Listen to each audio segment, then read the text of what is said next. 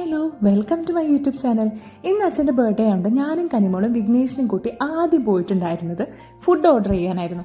അത് കഴിഞ്ഞ് പിന്നെ നേരെ പോയത് അച്ഛനുള്ളൊരു ഗിഫ്റ്റ് കൊടുക്കാനാണ്. അച്ഛന് ഏറ്റവും ഇഷ്ടമുള്ളത് ഡ്രസ്സ് തന്നെയാണ് കേട്ടോ. വേറെ ഒന്നും അച്ഛൻ അങ്ങനെ യൂസ് ചെയ്യുന്ന ഒരാളൊന്നുമല്ല. അതുകൊണ്ട് തന്നെ എൻ്റെയും ചേച്ചിയുടെ അമ്മയുടെ വകയ്ക്ക് ഡ്രസ്സൊക്കെ എടുത്ത് കൊടുത്ത് പിന്നെ അവിടുന്ന് നേരെ വിട്ടത് കേക്ക് വാങ്ങാനായിരുന്നേ.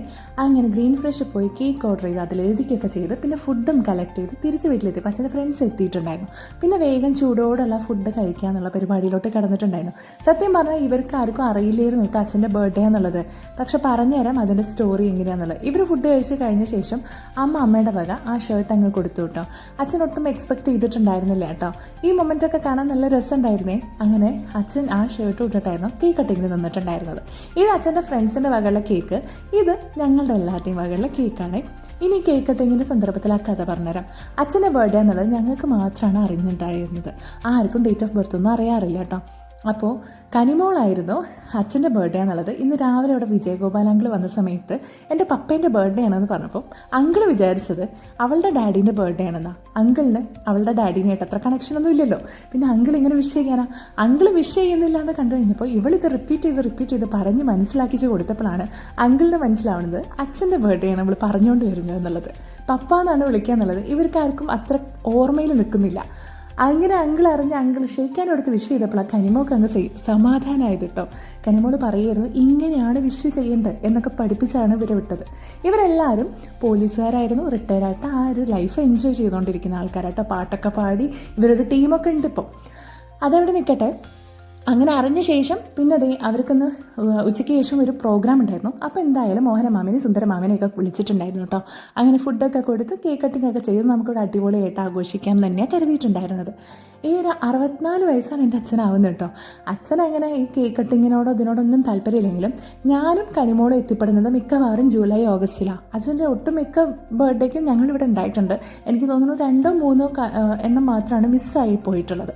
അത് കനിമോൾ സ്കൂളിൽ കയറിയ ശേഷം ഞങ്ങൾക്ക് ടിക്കറ്റ് കിട്ടാനും കാര്യങ്ങളൊക്കെ വന്നുകൊണ്ട് തന്നെ അങ്ങനെ മിസ്സായി പോയതാണ് കേട്ടോ. അല്ലാത്ത പക്ഷേ ഞങ്ങളിവിടെ ഉണ്ടെന്നുണ്ടെങ്കിൽ എന്തായാലും എത്തിപ്പെടും. ഞാൻ ഇത്തവണയും അങ്ങനെ തന്നെ എത്തിപ്പെട്ടതായിരുന്നു കേട്ടോ. പിന്നെ എൻ്റെയും ചേച്ചിൻ്റെയും വകയുള്ള ഗിഫ്റ്റൊക്കെ ഇതേ കൊടുത്തിട്ടുണ്ടായിരുന്നു. അപ്പോൾ ഈ 64 വർഷത്തിൽ അച്ഛനെ ഞാൻ ചിരിച്ച് കാണുക, അതായത് എൻ്റെ 30 വയസ്സായി. ഈ 30 വർഷത്തെ ഞാൻ അച്ഛനെ ചിരിച്ച് കാണുന്നത് വളരെ റെയറായിട്ടാട്ടോ. ഇങ്ങനെ ഫ്രണ്ട്സിൻ്റെ ഇടയിലും കുറച്ച് ക്ലോസ് ആയിട്ടുള്ള റിലേറ്റീവ്സിൻ്റെ ഇടയിൽ മാത്രമാണ് അച്ഛൻ ഇങ്ങനെ തമാശയൊക്കെ പറഞ്ഞ് ഇങ്ങനെ എൻജോയ് ചെയ്തിരിക്കുന്ന ഒരാളായിട്ടുള്ളത്. അല്ലെങ്കിൽ ഫുൾ ടൈം ഗൗരവക്കാരനാണ് കേട്ടോ. കുറച്ച് സ്ട്രിക്റ്റ് ആയിട്ടുള്ളൊരു അച്ഛൻ തന്നെയായിരുന്നു. ഞങ്ങൾക്ക് അങ്ങനെ കൂളായിട്ട് പോയിട്ട് അച്ഛൻ ഞങ്ങൾക്ക് ഇങ്ങനെ പറഞ്ഞ് ആ ഒരു ശീലം ഇവിടെ ഉണ്ടായിട്ടില്ല. ഞങ്ങൾക്ക് ഇത് വേണമെന്നോ അല്ലെങ്കിൽ ഞങ്ങൾക്ക് ഇങ്ങനെ കൂളായിട്ട് പോയി സംസാരിക്കാൻ പറ്റുന്ന ഒരാളൊന്നുമല്ല എന്ന് കരുതി ഇഷ്ടക്കുറവുണ്ട് എന്നല്ല പറയുന്നത് കേട്ടോ. ഓരോ ആൾക്കാർക്കും ഓരോ സ്വഭാവമായിരിക്കും. അച്ഛൻ ശരിക്കും പക്കാ ഒരു പോലീസ്മാനായിട്ട് തന്നെയായിരുന്നു വീട്ടിലും ഉണ്ടായിട്ടുണ്ടായിരുന്നത്. അധികം സംസാരിക്കുന്നില്ല, ആവശ്യത്തിന് സംസാരിക്കുക, അങ്ങനത്തെ ഒരാളാണ് കേട്ടോ. പക്ഷെ എന്നാൽ പുറമെയുള്ള ആൾക്കാരെ കാണുമ്പോൾ അവർക്കൊന്നും ഇത് വിശ്വസിക്കാൻ പോലും പറ്റില്ല അച്ഛൻ ഇങ്ങനെ ഒരാളാന്നുള്ളത്. ഇനി അച്ഛൻ ഈ ഫ്രണ്ട്സിൻ്റെ കൂടെ ഇത് എൻജോയ് ചെയ്തുകൊണ്ടിരിക്കുന്നത് കാണുമ്പോൾ സത്യം പറഞ്ഞാൽ മനസ്സിന് നല്ല സന്തോഷമായിരുന്നു കേട്ടോ. അച്ഛനെങ്ങനെ ചിരിച്ച് കണ്ട് അച്ഛനെ ചെറിയ ആ ഒരു കുട്ടിത്തം പോലെ അങ്ങനെയൊക്കെ ഫീൽ ചെയ്യുന്നുണ്ടായിരുന്നത് കേട്ടോ.